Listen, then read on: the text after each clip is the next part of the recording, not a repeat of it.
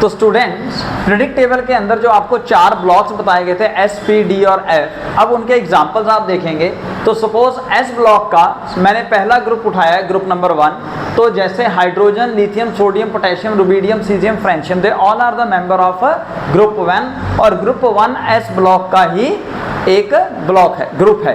तो अब इसका एग्जांपल समझिए, सपोज लिथियम का एटॉमिक नंबर आप सबको पता है पुत्र 3 होता है। तो आपने क्लास 10th के अंदर इसका जो इलेक्ट्रॉनिक कॉन्फ़िगरेशन है वो मैजिक नंबर से देखा था 21, लेकिन इससे हम ये नहीं पता कर पाते हैं कि ये किस ब्लॉक का मेंबर है। तो उसके लिए इसकी जो एक्चुअल इलेक्ट्रॉनिक कॉन्फ़िगरेशन है आप वो समझेंगे।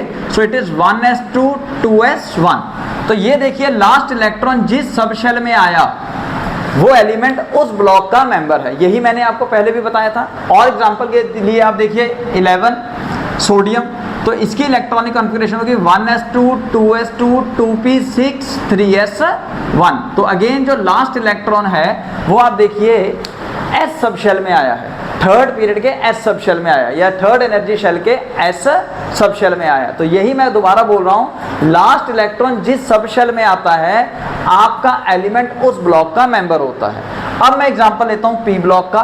पी ब्लॉक के लिए मैंने पीरियड उठाया है boron, carbon, nitrogen, oxygen, fluorine, neon, ठीक है जी। तो ये आपके पास सेकंड पीरियड है। तो इस बार पीरियड सेकंड के मैंने कुछ एग्जांपल उठाए हैं जो कि आपके पी ब्लॉक के मेंबर हैं। लेट्स सपोज कार्बन, कार्बन का एटॉमिक नंबर है 6, तो इसकी इलेक्ट्रॉनिक कॉन्फ़िगरेशन लिखोगे आप तो वो होगी 1s2 2s2 2p2।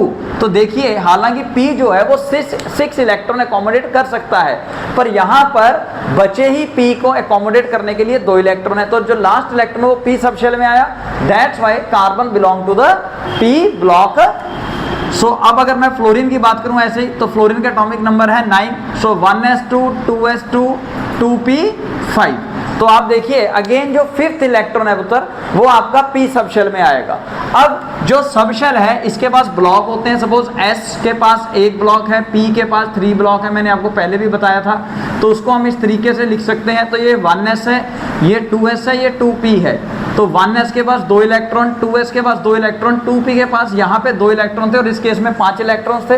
तो उन 5 इलेक्ट्रॉन्स को मैं आपको बना के दिखा रहा हूँ। तो पहले सिंगली फिल्ड करें फिर पेयरिंग स्टार्ट करें, तो इस तरीके से आप देख सकते हैं। उसके बाद अगर आप डी ब्लॉक आएंगे तो डी ब्लॉक के अंदर मैंने फर्स्ट जो 3D सीरीज है वो कवर करी है, scandium, titanium, vanadium, chromium, manganese, iron, cobalt, निकल, कॉपर, जिंक। इसके अंदर से आप स्कैंडियम को उठाएं जो फर्स्ट मेंबर है डी ब्लॉक का, उसका एटॉमिक नंबर है 21। इलेक्ट्रॉनिक कॉन्फ़िगरेशन लिखेंगे पुत्र 1s2 2s2 2p6 3s2 3p6 4s2 then 3d1। यहाँ पे आपको रीजन पता होगा, बिकॉज इलेक्ट्रॉन पहले उस एनर्जी शेल में जाता है जहाँ पे एनर्जी कम होती है।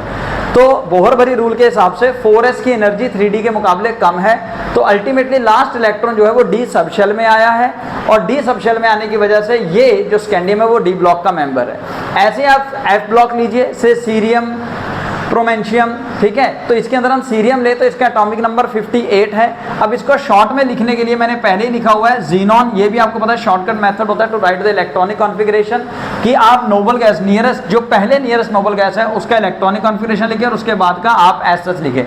तो यू कैन सी जीनॉन 54। इसके बाद आएगा पुत्र से 6s2 5d1 4f1। तो लास्ट इलेक्ट्रॉन जो है वो f सब शेल में आया है, तो इसलिए सीरियम जो है वो f ब्लॉक का मेंबर है।